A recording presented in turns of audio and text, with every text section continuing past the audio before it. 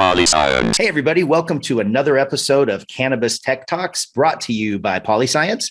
You are chopping it up with Chuck. I'm the editor-in-chief with Cannabis and Tech today. And we have, as we always do every week, we have a heck of a guest for you. We have Jeffrey Finkle. He is the CEO of the Arcview Group. And we are going to talk about what's going on with the Arcview Group, obviously investing. And we're just really excited to have you here. So welcome, Jeffrey. Thank you, Charles. I like that. Chopping it up with Charles. Yeah, chopping it up with Chuck. Now we've got other podcasts over here. Chopping up with Chuck. That's kind of like, it just kind of rolls. It's kind of like Java with Jeff. Right? See, and we've got other podcasts over here that those hosts haven't come up with a cool little tagline like it. So I feel like I have an unfair advantage. But yes, we are definitely chopping it up. And I'm so excited to have you here because as far as I'm concerned, Arcview has always been kind of one of the mainstays and leaders when it comes to the cannabis business, investing, kind of technology and stuff like that. So I'm just really excited to have you here. We actually went to an Arcview event a few years ago and did a cover shoot with Troy and Steve. And, so we've been kind of telling our readers about what's going on with the Arcview Group for a while. So yeah, we're excited to find out and, see what's going on because you guys are doing some new stuff, aren't you? Yeah, we've evolved, as has the industry and, our members and your listeners. It's been quite a ride. Yeah, I mean, we are a resourceful group, though. You've got to admit, if anybody's going to be able to pivot, and change and grow through these times, the cannabis industry seems, well equipped for that. For sure. So do you mind telling the audience just a little bit about your background, kind of how you got started and got into the industry? I'm sure they would love to hear that. Sure. So by way of background, I actually started my career as an operating executive in the software industry. Actually, prior to that, as an entrepreneur in the software industry, way back in the late 80s in Boston, where I was from. I had started a company that was really a software storage management company. We were archiving storage data on large digital disks, the precursor to CD-ROMs. And I operated that business for 7 years. Through a series of acquisitions, I ended up at Cheyenne Software, which was a fast-growing network backup company, and then eventually Computer Associates, which is a $5 billion software company. And all along the way, in the role of either head of product management, head of corporate M&A, corporate marketing, and at one point, general manager of an operating division. In 1999, wow, that ages me. I got recruited out to start Y2K. Right. I got recruited out to start a venture capital fund in New York. Really, at the time, New York was not necessarily a venture capital destination. It was really Boston and Silicon Valley. So New York was sort of emerging in sort of the age of Web 1.0. And it was called Odeon Capital Partners. It was a $115 million seed and early growth fund. And we operated that for 10 years, as venture funds typically have a 10-year life. At the end of that, I started a startup consulting business, and I got involved in a new style of venture fund, which is a member managed venture fund with a group in New York called Angel Round Capital. I eventually became the treasurer of their executive committee and the chairman of the evaluation committee. And it's really that structure that I kind of took to Arcview in setting up initially Arcview Ventures. So just in summary, I guess my background is sort of a mix between an operating executive and a professional venture investor. And just, for in layman's terms, what's a venture fund? Yeah. So a venture fund, is really the way I guess you think about it is an early to growth stage collection of capital that invests in privately held companies that is driven by its general partner and a management company that its general partner may hire. It puts money out into companies. These are not liquid companies because they're not publicly traded. And it's incumbent upon the general partner or the managers to help grow those companies such that they exit. And upon exit, the proceeds go back to the investors in that fund. Ah, okay. It's similar to a private equity fund, although a private equity fund is investing much later in the stage of the company and using debt as leverage and some other sort of unique characteristics. But venture is typically on the earlier side of that sort of stage continuum. Wow. And where did you go to college? I went to a small liberal arts school in New Hampshire called New England College, where I was a delinquent. I drank a lot of beer and played lacrosse and did all kinds of things that dumb 20-year-olds do. Later in my career, though, I did do a number of executive programs at UPenn, Columbia, and NYU, all around M&A, financial statement analysis, and sort of marketing strategy. Wow, that's fun stuff. And so when did you get involved with, when did cannabis become on your radar? So in 2017, okay, I was seeing, this was sort of a little bit before AI, and virtual reality and sort of the emerging tech sectors. Certainly crypto was around, but it wasn't really what it was. And I was really looking for another sector with which to apply the craft of investing. Because a friend of mine was in this business and introduced me to what was going on in cannabis. And I really was blown away.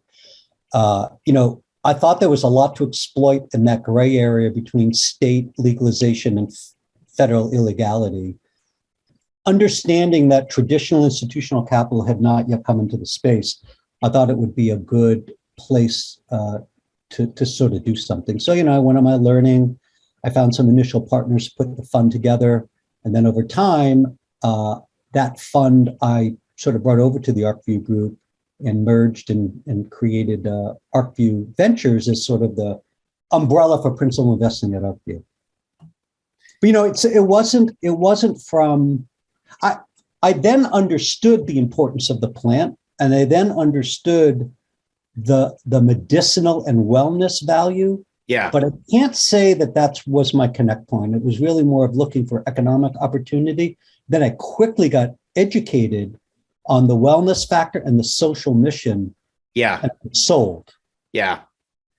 It's like the trifecta. Boom, boom, boom. That's right. But, I don't want to convey, you ask that question, a lot of people, they'll talk about a friend or a family member, that experienced a health issue and how it provided relief. That wasn't my case. But I was sort of thrilled to understand that attribute. Yeah. Well, it's just it seems to me like, and you're right, from 2017 to here, there's been a lot of areas of incredible growth and new things popping up in technology and stuff like that. So, I mean, you're right. This looks like we're sitting on the biggest no-brainer in the history of no-brainers for a lot of different reasons. Is this probably one of the most unique areas to invest in out of all the things going on just because it's cannabis? I would say this and, crypto and NFTs. I mean, they're very different. Mm-hmm. Just to give you an example, when I was investing in 1999 in the infrastructure of the Web 1.0, right? We were laying the pipes for applications that would run on the web, digital media, SaaS applications. We were laying the pipes for those kinds of things.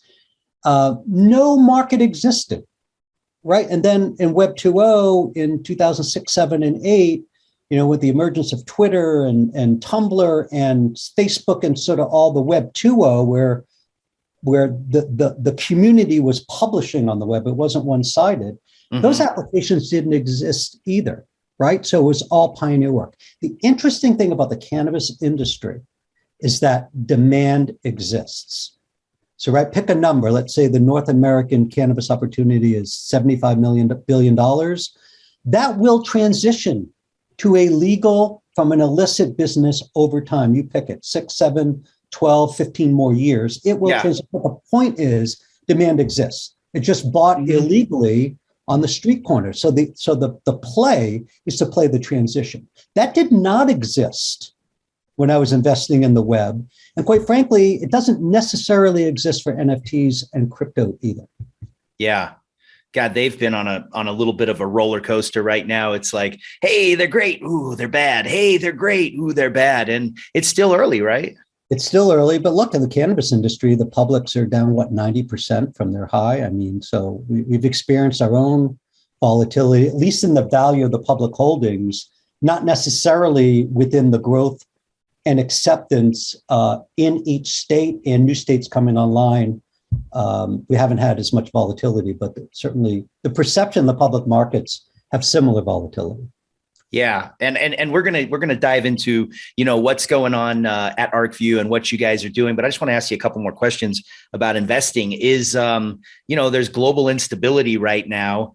That obviously affects markets and things like that, right? So with cannabis, you've got, of course, there's instability around that when it comes to, when will it legalize? When will it be decriminalized? When will they have access to banking? Those are all really big things. But then you've got the stuff that happens in the world that affects all businesses in all markets. We've got supply chain issues. There's, some instability, conflicts and stuff like that. So it really does make you wonder, how stable is the cannabis market when considering investment opportunities? So I would say that, COVID, which was another big external notion, Sure. was good to cannabis largely. More time to consume product, more stress, more wellness issues, more depression, which, sort of facilitates growth. I don't believe that the current crisis is going to hurt sales month to month in states where it's legal. Certainly there will be some supply chain stuff that's sort of legacy from COVID that's just getting itself back together. And we could see that certainly depending on how this particular military conflict escalates. But I do think, public markets, sure, it's going to keep it down. I think that just overall risk posture about being in public equities. So there'll be some residual effect, but I think in the fundamentals of the business, I don't think it's going to be significant.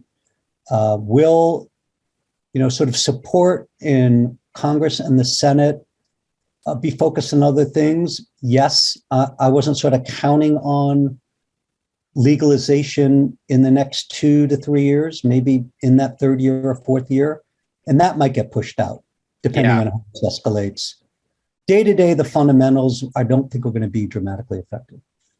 Yeah. I mean, it's obviously, it's poised, it's ready, it's going on a global scale. It's just a matter of priorities here. And, a lot of times year 3 or year 4 of an administration, things that were put on the back burner, like you said, they end up not getting done. And, so it'll be interesting to see. I think it is cool, though, that you're starting to see bipartisan support for this. It's not just one side taking and running this, because we know that doesn't work in the current state of politics. So it is, I think, kind of refreshing to see different approaches to this from the Republican and the Democratic side. So who knows, maybe that's a sign of good things to come.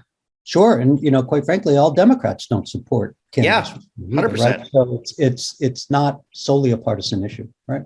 Yeah, absolutely. Okay, well, we're going to take a quick break right now, and that's how we pay our bills around here and keep the lights on. But we'll be right back after this. We have Jeffrey Finkle. We're going to talk about the Arcview Group, some new things that are happening over there. Really, really fascinating topic of conversation. So we'll be right back after this break. Every cultivator knows that facility design can make or break your grow. So why not choose the team with over 15 years of experience in the industry? Cerna Cultivation Technologies provides floor plan and architectural services, comprehensive HVACD equipment, lighting and benching, and so much more, all within your budget. It's time to grow your way. Go to Cerna.com, that's SURNA.com, to learn more. Hey, everybody. Welcome back to Cannabis Tech Talks. You are chopping it up with Chuck. We are presented by PolyScience, and we are chatting with Jeffrey Finkle, the CEO of the Arcview Group. And I would love to know now, what is going on with the Arcview Group? You guys are making moves. You guys are doing some new things. Tell our audience about that. Well, we've evolved quite a bit. I would say today, the way to think about the Arcview Group is that we are an event management and financial services firm that leverages our thought leadership, through digital and in-person programs to facilitate growth in the psychedelics, cannabis, and industrial health industries. I'd add to that we're committed to the social mission, the regulatory evolution, and the economic growth of those, all of those industries, which in our view are all codependent. That's kind of who we are.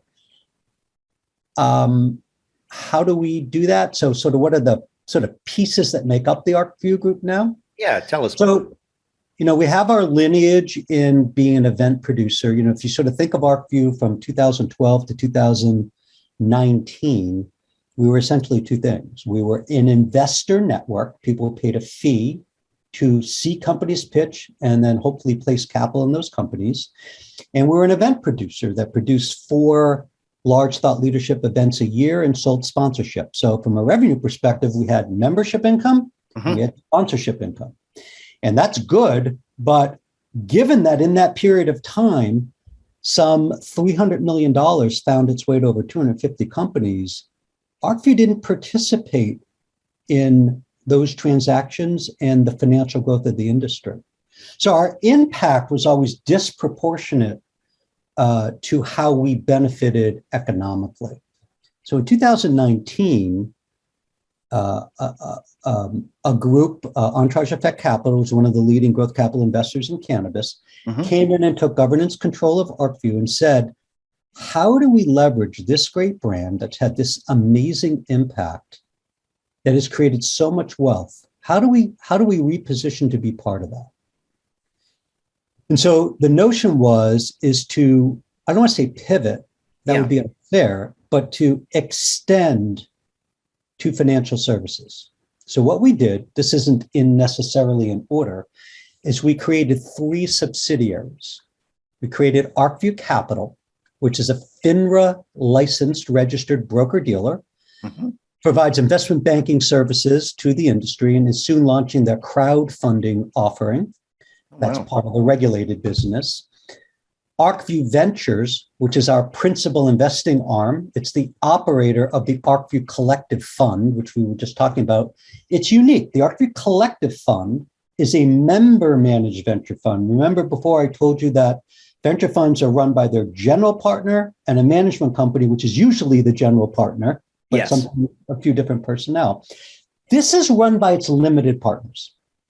So we have 78 active limited partners. We call them members.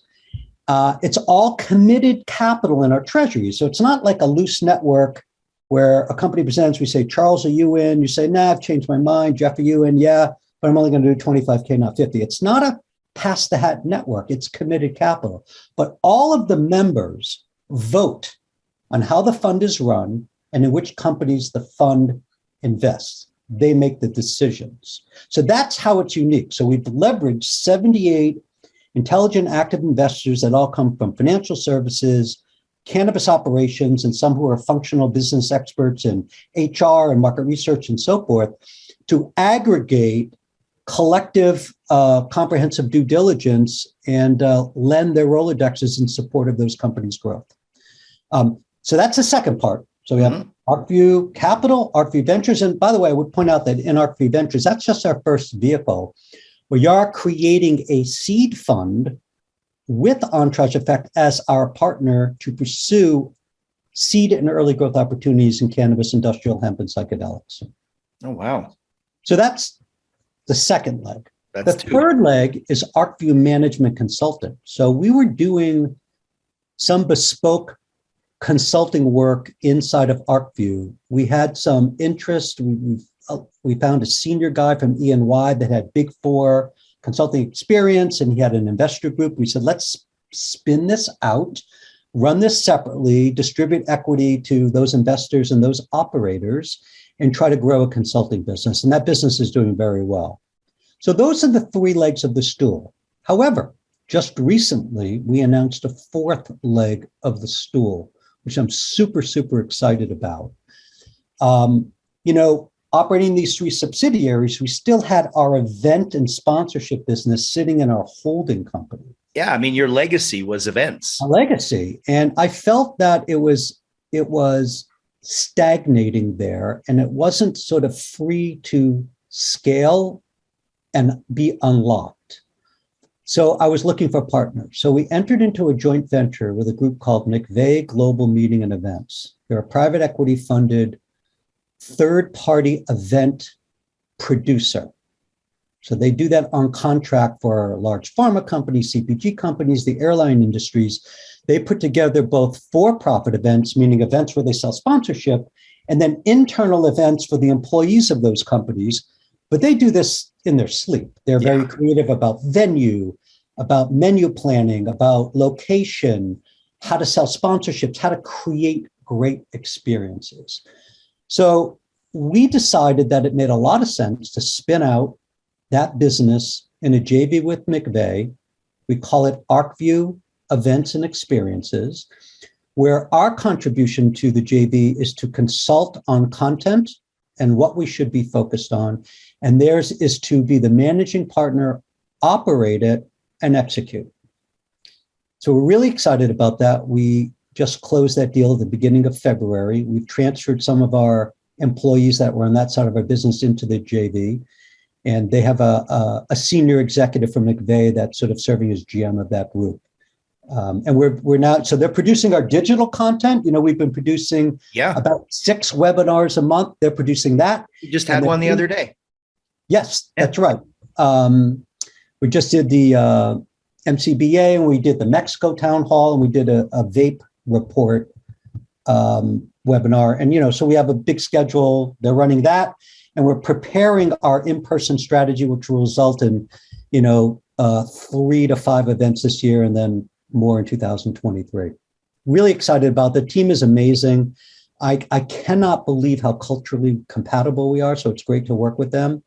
And I do want to point out one other thing. In addition to that JV producing Arcview branded events, that JV is also going to be a third-party service provider to companies in cannabis, industrial hemp, and psychedelics. Meaning, if anybody, I'll say this to the audience, if anybody, any company wants to do an event but doesn't have the personnel internally to manage it and do it right and do it at scale, we have the capability of doing that domestically and internationally and help you create a great experience as this team has done, for many, many years in other industries. And I think that because we're Arcview, because we have a very large database, and some know-how, that we can be a value-added producer there. So that's 100%. A big part of the plan going forward. So are these events, all in person, or can these also be, online events as well? They're both, but, obviously an in-person event has more logistics and more things that can go wrong. Things to be planned, and probably necessitates, if you don't have the personnel in-house to do that, it necessitates a third-party provider. Yeah, I'm a big fan of, if you're going to do something new, get experts. Yeah, I mean, you can learn it and you can do it and you can have your team do it, but it's probably going to be a lot of heavy lifting and a lot of work. And, I really like the idea of pick an area, get somebody who's really good at it, and pay professionals to do it. Yeah, and because the fact that they have pricing power, they can get things cheaper than somebody would be able to do on their own, whether it's venue, hotels, or catering. So at the end of the day, there's some economic offset to the cost. So what is, right now, I mean, this is great. You guys have these 4 areas. You are, focused and dedicated and ready. And you've got entourage, that's Cody Sanchez, right? Cody is a venture partner there now, but it's Matt Hawkins, Dov Zapiro, Andy Sterner, Tiffany Liff. They're the drivers. Okay. Gotcha. I know I've seen her speak before. I've seen her speak at a lot of places, but so what is the appetite right now as far as, We already kind of briefly touched on the fact that there's external factors affecting the industry. Currently right now, the price of cannabis in some markets is low, which is, causing some issues. But where is the money flowing right now? Or what is sort of the state of the state, if you will, of the investment community when it comes to cannabis and hemp and, even psychedelics? Well, I can tell you where we're focused. Mm-hmm. I'll make a couple statements. So I think that there is a seed and early growth gap. So what do I mean by that? I think that if you go back and look at the funds that were created vintage 2015-16, the successful ones went on to raise growth capital funds, Merida, Entourage Effect, Tuatara, and others. And then there were a lot of other ones that had less success and sort of became zombie funds and go on and raise a successor. So I think you're seeing a lot of capital that's transitioned up to growth and then less that are staying in that seed early growth stage. So there's 7 or 8, I think. We co-invest with a lot of them, but I think there's a gap. I think there's less capital chasing a good number of pretty good deals, which is sort of a good because it's a buyer's market. Yeah. But I think that that's a dynamic that I think bodes well for us in putting together, an investment strategy around seed and early growth. That's a first meta kind of comment, I would say, sort of industry wide. As far as what's exciting us or what we're looking at, Yeah. I think a big one is industrial hemp. And I got to tell you, we're not experts yet, but we're looking deeply in it. Its impact to ESG, to society, to traditional industries is enormous. It's amazingly disruptive. It's super, super, super important. There's a whole mission-driven component about that and sort of how you can get indigenous farmers, back in the business with a better crop. So that's important to us. So many benefits. I mean, we said the biggest no-brainer in the history of no-brainers before. That's gotta be hemp, and it's just, it's really early, right? It's really early. Yeah. Outside of hemp in cannabis, we're focused on defensible positions within the supply chain. Give you 2 sort of quick examples. We're an investor in Abstract Labs, mm-hmm. which creates terpene profiles to augment flower when it's grown to sort of afford consistency. They're doing great. We don't have to bet on a brand in that case because they're supplying many of the brands as a downstream supplier. So that's a defensible position in the supply chain. Sure. Same Source, which provides nano-emulsified CBD, which goes into beverage and edibles. So we don't have to pick which beverage or edible will win. That doesn't mean we're brand adverse. It's mm-hmm. hard to pick a brand. If this were 1915 and I was looking at Coca-Cola and Royal Crown Cola, I'm not sure I'd have the capability to figure out which one would be the winner. So it's hard. We've invested in some brands we would do, but we like defensible positions in the supply chain. We like dual and single state operators that are building great operations and good brands within their operations that we think will get rolled up. We like the evolution of medical cannabis as it sort of reinstantiates itself and evolves, sort of that space between pharma and adult rec, that wellness space. We love the emergence of the Northeast as the new land of consumption, high density population. Big market. You've got branding sensibility from Madison Avenue. You've got finance from Wall Street. You've got high density of users and buyers and a strong legacy market. And it seems like they want to roll it out right. Like some states have been really clunky and, other states seem to have done, a pretty good rollout. I feel like New York is trying to do this the right way. Now, I don't want to jinx them or anything like that, like talking to a pitcher in the middle of a no-hitter, but, they are trying to look at things like social equity and, kind of trying to do it the right way. So, kudos to them. All indications are that you're right, but they did have the benefit of learning from many states before them, right? So you would expect them to be better at it. Yes. But once we see the final RFPs, we'll know better. But I share your belief there. I do think they're going to do it right or much righter than their predecessors. So that's kind of what we see. That's what we're focused on, but we're also reserved some amount of our capital to be opportunistic. But right now, and it changes. Many funds start with an investing thesis that lives throughout the investment horizon, which is usually 4 to 5 years. It's a little harder to do it in this industry, so we've sort of evolved a little bit. But we, this day, March 4th, 2022, that's what we're focused on. Yeah. Oh, there's just so much, and there's so many different areas, and there's so much that's happening so quickly. You're getting me excited, thinking about investments. Hopefully that's what our audience is getting too, because there is a lot of different places people can, invest right now. And I've always been a believer of investing in things that you believe in personally, stuff that aligns with you. You mentioned SDGs with hemp and stuff like that. Is impact investing, is that something that you think, has value, not only from a, feels good standpoint, but, good returns? And is that something that is possible in the cannabis and hemp space? So, the category of impact investing extends past industrial hemp and even cannabis, obviously environmental, all those kinds of things, even support of, small businesses being able to see, it's all sort of part of impact investing. Yeah.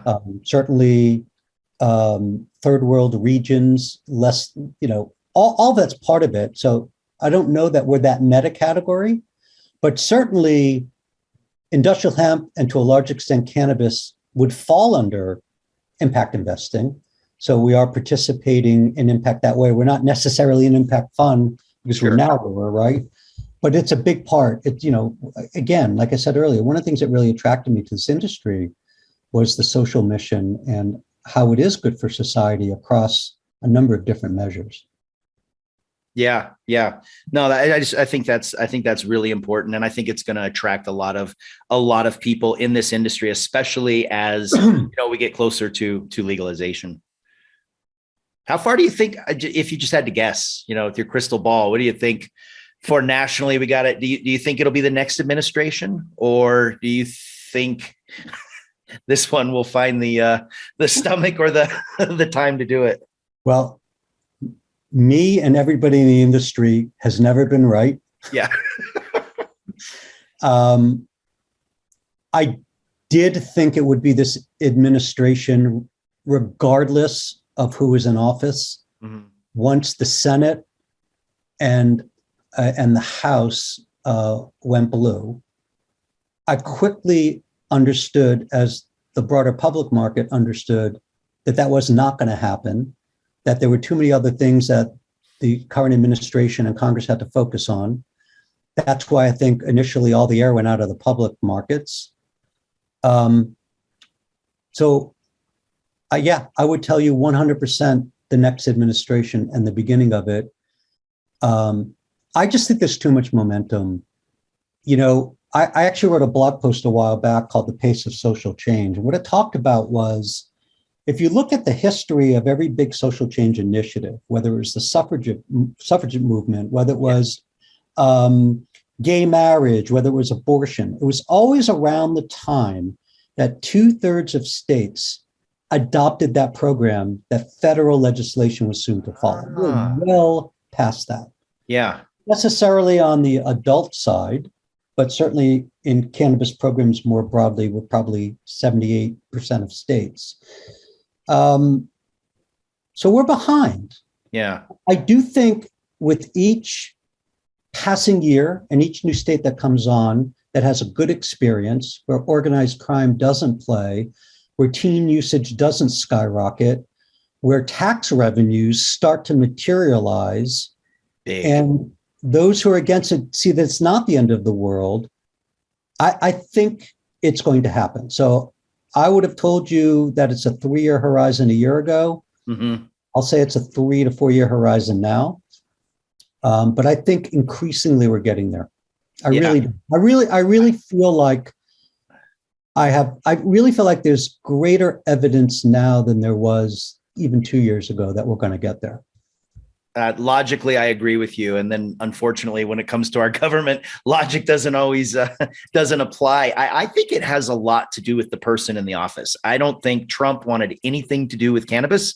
I think that some of the statements that we heard was that he thought it was, it was dumb. He's just not a fan of it. And he was not interested in it at all. And I think that also kind of translates to Biden. I don't think he has any love at all. I think he begrudgingly sort of came into the campaign, talking about decriminalizing and letting people out of jail. I think that was just kind of part of the platform. I just don't think that he's really got any interest in seeing this happen on his watch. And you're right, there's a lot of priorities out there, but it was one of his campaign promises. And, it would be cool if he would, but I agree with you. I think that it's probably something that will be the next administration, and it'll be somebody in the top seat that is actually, kind of for it or understands all the different benefits associated and is not so stigmatized.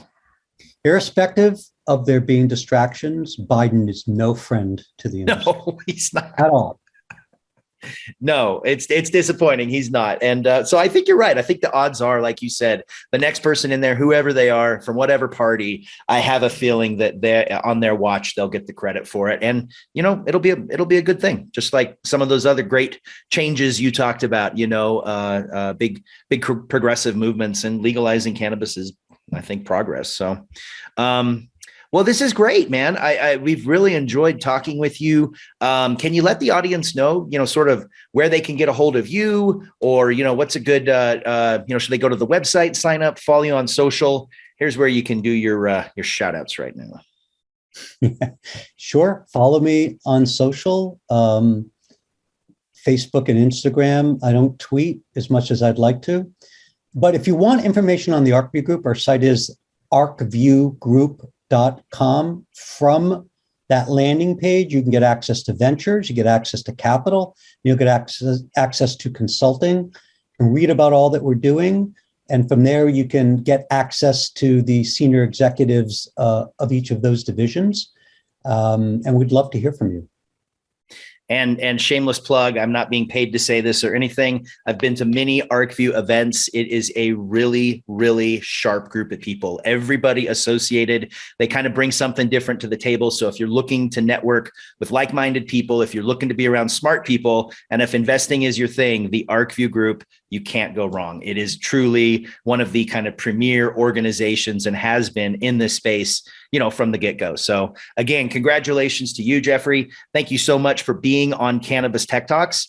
And for those of you that are listening right now, thank you so much for joining us. If you enjoyed this episode, make sure you hit the like button, subscribe, and just like we were talking about earlier, follow the Arcview Group on social media, follow Cannabis and Tech today, and make sure you tune in next time. We'll always have some great guests here on Cannabis Tech Talks, brought to you by Polyscience. Thanks so much. We'll see you for the next episode.